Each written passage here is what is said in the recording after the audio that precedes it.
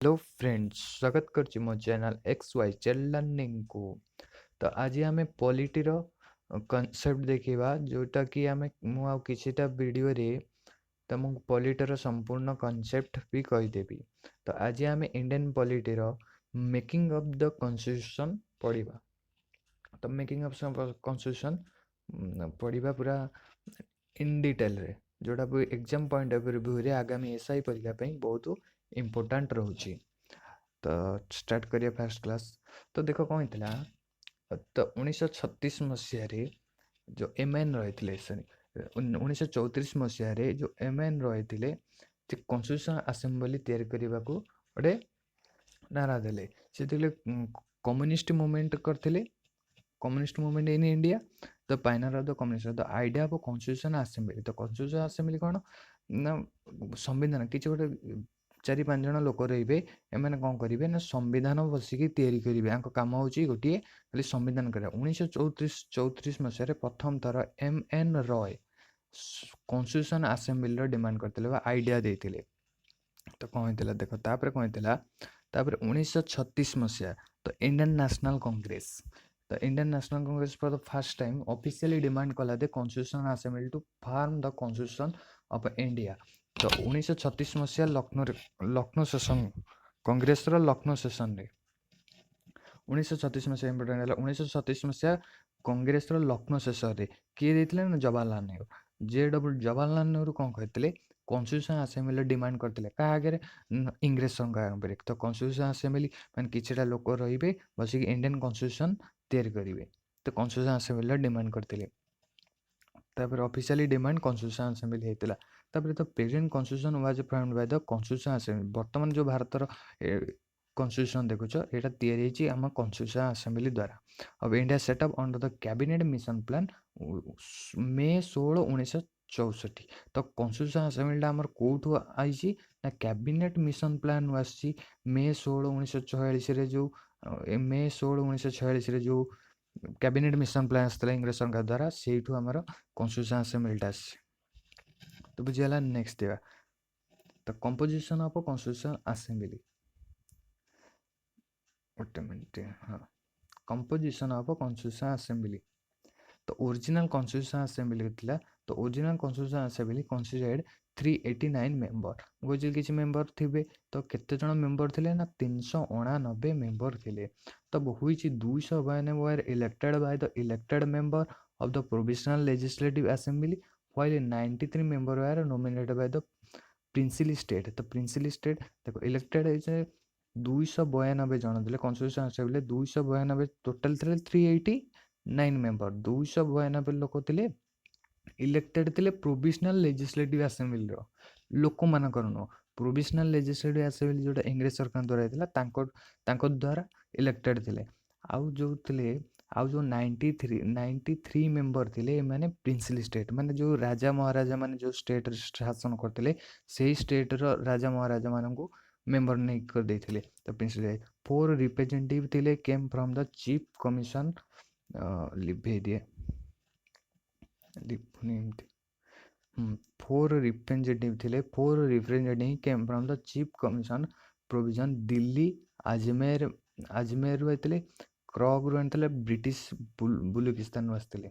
तो each province and each princely state और group princely state were allotted the total number of seats proportion to the respective population through in the ratio 1 to a million। तो गोटे representative भाई गोटे million लोक थे गोटे million लोक थे बुझी। तब नेक्स्ट देखा कॉन्स्टिट्यूशन 389 मेंबर 292 मेंबर इंपोर्टेंट है 292 मेंबर होगा आम कौटर ना प्रोविजनल लेजिस्लेटिव असेंबली रू इलेक्टेड होती। आउ जो 93 मेंबर रहीगले आमर नॉमिनेटेड होती कौटी प्रिंसिली स्टेट रू। आउ 4टा मेंबर आई दिल्ली अजमेर अजमेर होगा कर्ग है एंड ब्रिटिश बुलुचिस्तान होगा एठू आई। नेक्स्ट है देख the seat in each province were distributed among their main communist Muslim Sikh only in Punjab and general. तो सिख गुड़ा कौन मुस्लिम सिख एंड बहुत गुड़ा लांगुएज धर्म अनुसार सीट गुड़ा ये person their respective population population अनुसार से सीट गुड़ा डिस्ट्रीब्यूट कराଯାଇଛି। Member of each community in the provisional legislative assembly elected their own representative by the method of proportional representative with a single transferable vote होतला तांका पई। the representative of princely state were nominated by princely state themselves।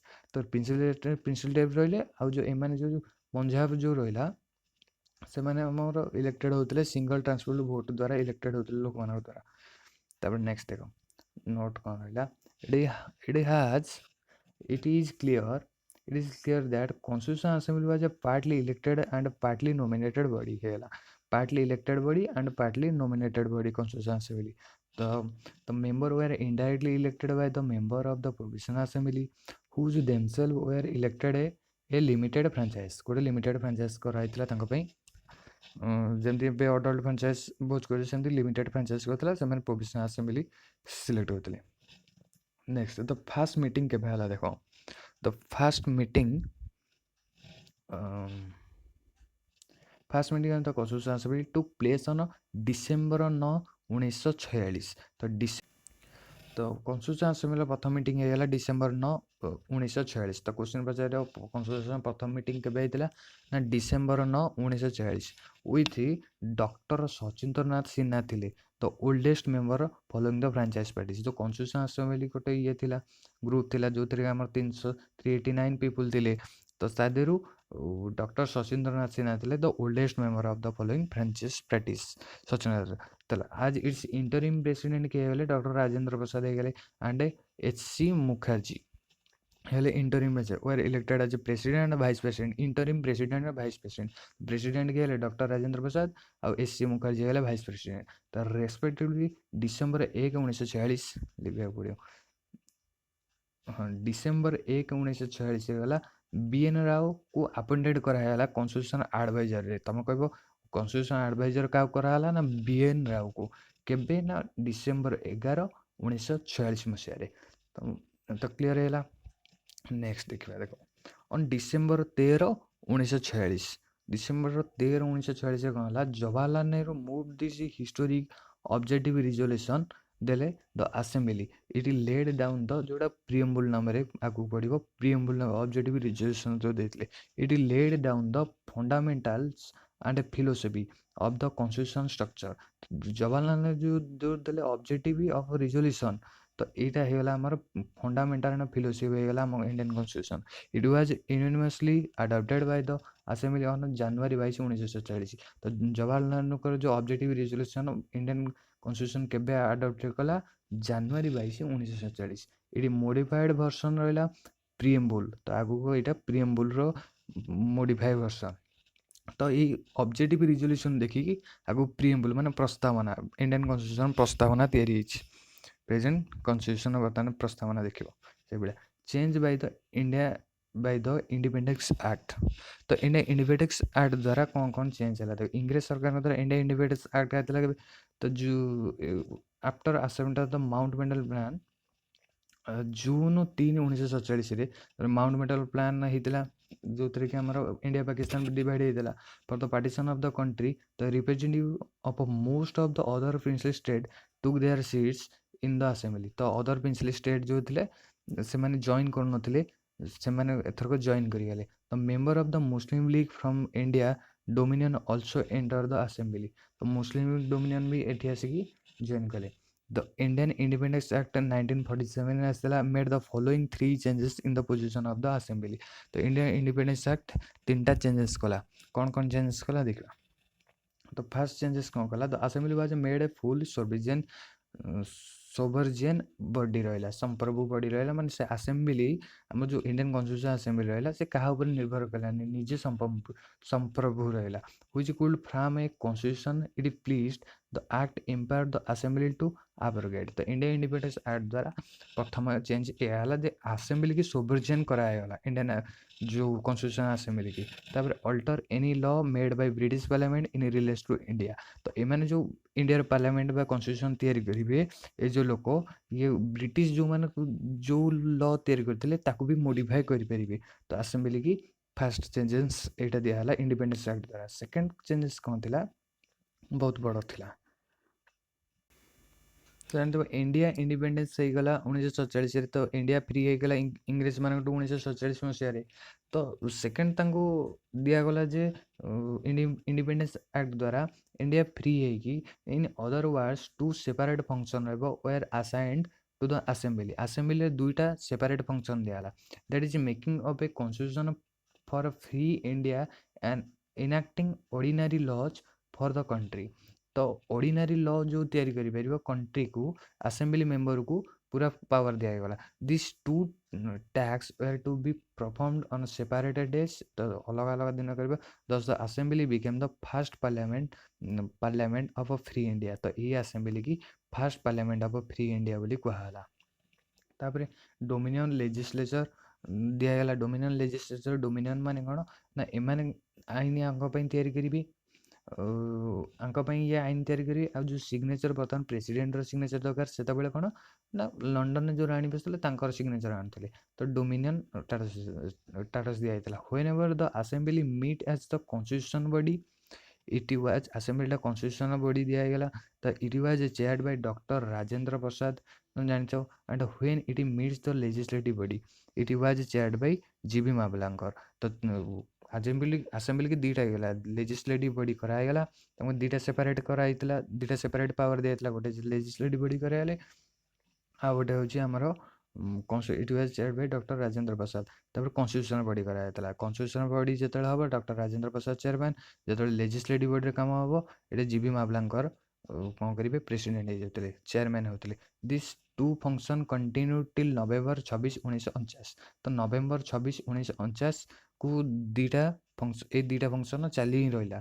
When the tax of making constitution was over. ତ November 26, 1949ରେ ଆମ constitution over ହେଇଗଲା। ତ ସମ୍ବିଧାନ ଦିବସ ହେଇଗଲା ନଭେମ୍ବର 26, 1949। ତାପରେ ଥାର୍ଡ଼ କ'ଣ ଦିଆଯାଇଥିଲା ଇଣ୍ଡିଆ ଇଣ୍ଡିପେଣ୍ଡେନ୍ସ ଆକ୍ଟରେ? India independence third the Muslim League member ରହିଲେ hailing from the areas including in Pakistan. ତ withdrew from the constitution assembly. ତ ଦ ମୁସଲିମ୍ ଲିଗ୍ ମେମ୍ବର ଯେଉଁମାନେ ଥିଲେ ତାଙ୍କୁ ବାହାର କରାଗଲା କନଷ୍ଟିଟ୍ୟୁସନ୍ ଆସେମ୍ବଲିରୁ। Consequently the total strength of assembly came down 299। ତ ଏଠି କମିଗଲା 200 as against 389, originally fixed in 1946 under the cabinet mission plan. ତ କ୍ୟାବିନେଟ୍ ମିଶନ ପ୍ଲାନ୍ରେ ଯେଉଁ ଥିଲା ଆମର 389 ଫିକ୍ସ ଗୋଟେ ଥିଲା, ସେଇଟା ଘଟିକି କେତେ ହେଇଗଲା 299 ହେଇଗଲା, ଯେଉଁଟା 1946ରେ ଫିକ୍ସ ହେଇଥିଲା। ତାପରେ ଦେଖ the strength of the Indian province from British province was reduce from 296 to 229 and those of the princes ଷ୍ଟେଟ୍ରୁ 93ରୁ 70। ପ୍ରିନ୍ସେସ୍ ଯେଉଁ 93ଟା ଥିଲା ତାକୁ 70 କରାହେଇଗଲା ମୁସଲିମ୍ ଲିଗ୍ ବାହାରି ସାରିଲା ପରେ। ତାପରେ ଏପଟେ ଯେଉଁ 296 ଥିଲା ଏଇଟା 229 କରାହେଇଗଲା। ତାକୁ କହୁଛି। ତାପରେ ନେକ୍ସଟ ଦେଖିବା other function performed. Other function performed କ'ଣ ଥିଲା ଦେଖିବା। In addition to the making of constitution, ଯେତେବେଳେ କନଷ୍ଟିଟ୍ୟୁସନ୍ ଆମର କନଷ୍ଟିଟ୍ୟୁସନ୍ ମେକିଂ କରାଗଲା ଅର୍ଡ଼ିନାରୀ ଲଜ୍, ତ constitution assembly also perform the following function. ତ ଅର୍ଡ଼ିନାରୀ ଲ ପାଇଁ କନଷ୍ଟିଟ୍ୟୁସନ୍ରେ ଏଇ ଫଙ୍କସନ୍ ଥିଲା। It ratified the Indians membership commonwealth in May 1949। ତ Indian member commonwealth May. It adopted national flag July 22, 1947। ତ national flag କେବେ adapt କରାଗଲା? ଜୁଲାଇ 22, 1947 ମସିହାରେ ନ୍ୟାସନାଲ୍ ଫ୍ଲାଗ୍କୁ ଆଡପ୍ଟ କରାଗଲା କନଷ୍ଟିଟ୍ୟୁସନ୍ ଆସେମ୍ବଲି ଦ୍ୱାରା। ଇଟ୍ ଆଡପ୍ଟେଡ୍ ଦ ନ୍ୟାସନାଲ୍ ଆନ୍ଥେମ୍ ଜାନୁଆରୀ 24, 1950। ତ ଜାନୁଆରୀ 24, 1950ରେ ନ୍ୟାସନାଲ୍ ଆନ୍ଥେମ୍କୁ ଆଡପ୍ଟ କରାଗଲା। It adopted the national song January 24, 1950। ତ ଜାନୁଆରୀ 24, 1950ରେ ଆସେମ୍ବଲି ନ୍ୟାସନାଲ୍ ସଙ୍ଗ୍କୁ ଆଡପ୍ଟ କଲା। ତ it elected doctor Rajendra Prasad as the first president of India January 24, 1950। ତ doctor Rajendra Prasad first president ହେଇଗଲେ ଜାନୁଆରୀ 24, 1950ରେ। ତାପରେ ଆଗରୁ ଡକ୍ଟର ରାଜେନ୍ଦ୍ର ପ୍ରସାଦ କ'ଣ ଥିଲେ? ଆମର ଇଣ୍ଟରିମ୍ ପ୍ରେସିଡେଣ୍ଟ ଥିଲେ, କିନ୍ତୁ ଏବେ ପରମାନେଣ୍ଟ ପ୍ରେସିଡେଣ୍ଟ ହେଇଗଲେ। ନେକ୍ସଟ ତାପରେ କମିଟି କ'ଣ ଥିଲା, କ'ଣ କେଉଁ କମିଟି ଥିଲା, କ'ଣ ଉପରେ କାମ କରୁଥିଲା? ତ ଦେଖ କନଷ୍ଟିଟ୍ୟୁସନ୍ ଆସେମ୍ବଲି ଯେଉଁ ଥିଲା ମୁଁ କହିଲି ବହୁତ ଗୁଡ଼ିଏ ଲୋକ ଥିଲେ, ଆମର 389 ପିପୁଲ୍ ଥିଲେ। 389 ପିପୁଲଙ୍କର କେବଳ ଗୋଟିଏ କାମ ଥିଲା, ଆମର କ'ଣ କରିବା, ଭାରତର ସମ୍ବିଧାନକୁ ତିଆରି କରିବା। ତ ଭାରତର ସମ୍ବିଧାନକୁ ତିଆରି କରିବେ ମାନେ ତାଙ୍କୁ କ'ଣ ହେଇଥିଲା, ସବୁ ଦେଶର ସମ୍ବିଧାନ ଯେଉଁ ରିଟେନ୍ ସମ୍ବିଧାନ ଥିଲା, ଆମେରିକାର ଥିଲା, ଆମେରିକା, तापर हो गला आमर जापान जापान जिते देशर सब रिटर्न कन्स्टिट्यूशन थिला एमानकु सब जेरक्स करी दियाला जेरक्स करी दिया सारा पर एमाने सब ताकू पढ़िबे आसिक मीटिंग करेंगे मिसिंग करी ता भीतर जुक्ति तर्क करिकी गोटे भारतर गोटे भल भल संविधान तैयारी करेंगे बोली आंकर काम थिला। तो ये सब गोटे गोटे डिपार्टमेंट हो जाता तो फंडामेंटाल राइट रे गोटे गोटे एतिक लोक रे फंडामेंटाल राइट रे काम करेंगे एतिक लोक रे माने जो आमर कन्स्टिट्यूशन उपर काम करेंगे सब एतिक लोक रे फ्लैग कमिटी उपर काम करेंगे तो एमती सब डिपार्टमेंट होता तो सही कमिटी गुड़ा देखा